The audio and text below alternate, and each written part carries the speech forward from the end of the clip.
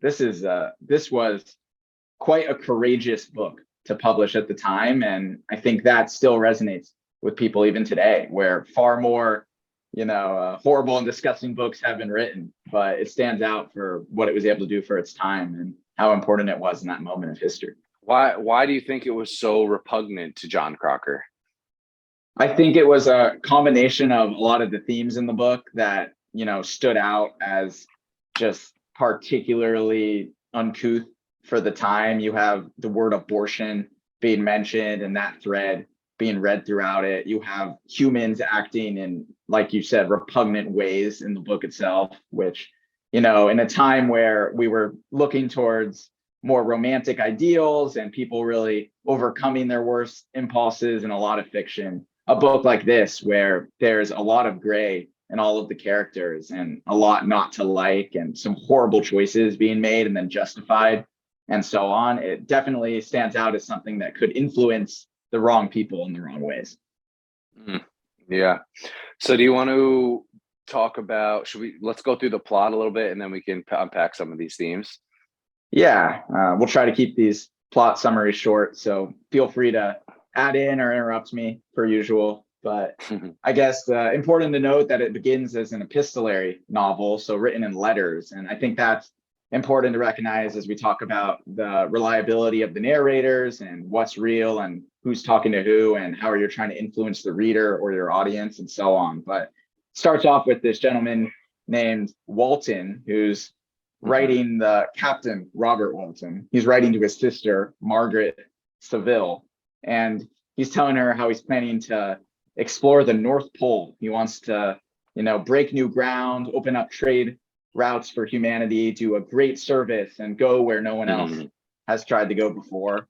And while he's writing her about, getting this journey together and beginning to go to the North Pole, he encounters an old man, actually not an old man, a withered young man, a very sickly, near to death, Victor Frankenstein, who is somehow surviving in the North Pole, and Walton rescues him, takes him onto the ship, and Victor Frankenstein eventually tells him about his life and his journey. And now the book transports to Victor Frankenstein's point of view, and we hear about Victor growing up in a world where he was self-educated, very interested in things like natural philosophy and then chemistry, and eventually those studies led to him being able to create a humanoid that he would put consciousness into. So he creates his Frankenstein's monster. And it's important to note that his aims at the time are at least illustrated as being very positive and virtuous. He wants to eventually bring people back from the dead, potentially, so they don't have to deal with loss. He can see this as healing a lot of sickness, creating this whole new race. And when he actually creates the Frankenstein's monster, though, this monster wakes up and Frankenstein is so abhorred by how ugly it is that he runs away and can't even face this creation. So for a while, Frankenstein is, running around. He's pretty sickly and, can't, dealing with the fact that he created this monstrosity. And we eventually shift to the monster's point of view, and we hear about this monster that, was born into the world knowing absolutely nothing, had to figure out what senses were which, like what was the interesting taste and smell, things that simple and infantile. But the monster grows up radically quickly. Whatever genes Frankenstein embedded this thing with, it's fairly precocious, because, it's only a matter of time before it figures out the most basic elements of life and then seeks shelter. And from watching a family voyeuristically, learns language and eventually learns, everything from politics to history, and learns how to write and read. And as he's watching this family and learning from them, he really aspires to be a member of this family and to feel belonging towards them. But unfortunately, he confronts the family eventually. He talks to the blind father first, and he tries to tell the blind father, hey, please help me. And the blind father can't see him. So he's like, okay, we could potentially provide help to you. But then the son comes home, takes one look at Frankenstein's monster, and as will be a theme in the book, is so disgusted by what he sees, and chase the monster away. And this is a rude awakening where the monster becomes aware of how ugly he is to human society and how human society might never accept them. And as the monster's wandering, that only becomes clearer when the monster rescues a child.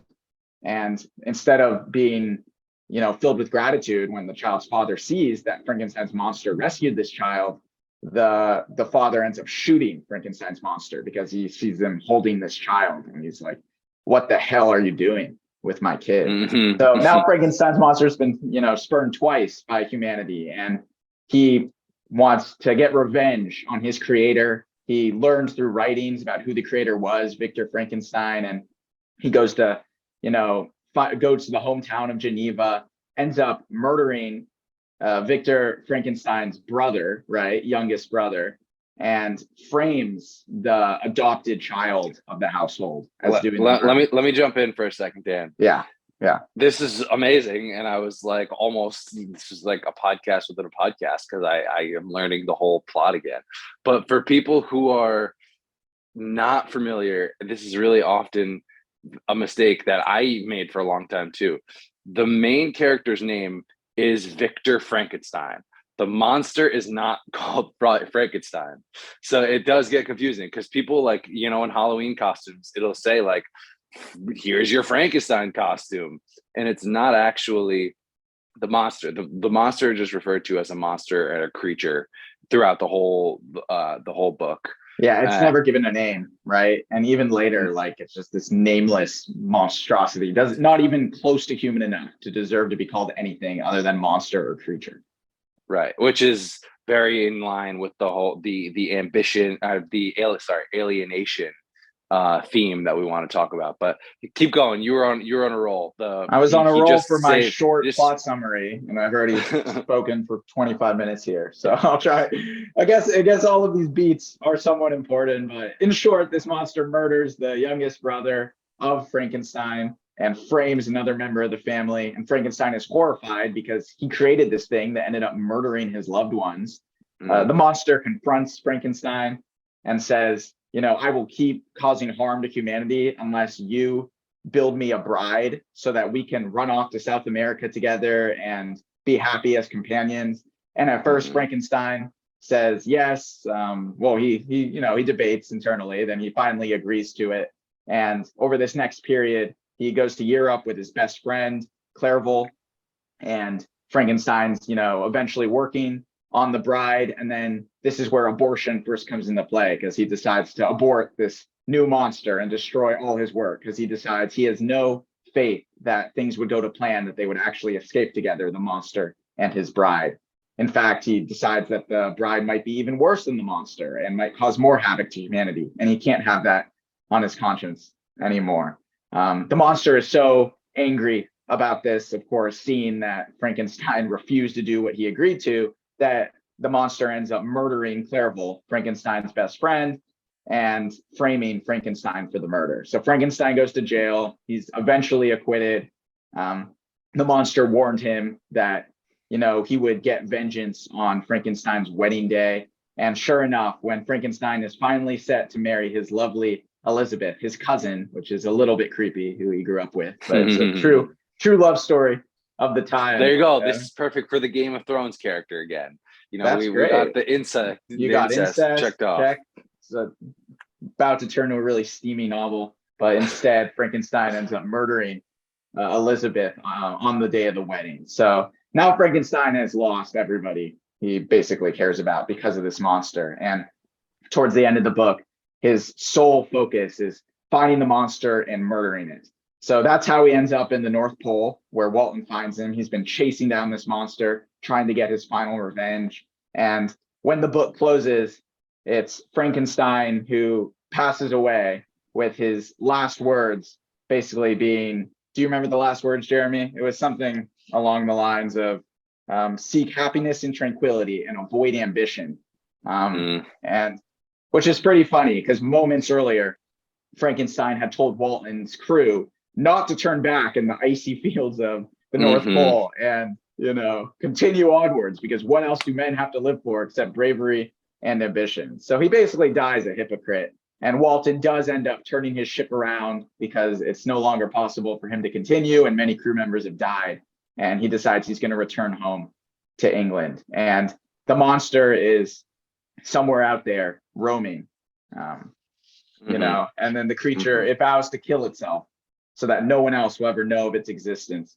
And Walton actually has this conversation with the monster at the end where they have this exchange, and he watches the monster drifting off on an ice raft, never to be seen again. Bravo. Thank you. That was a lot.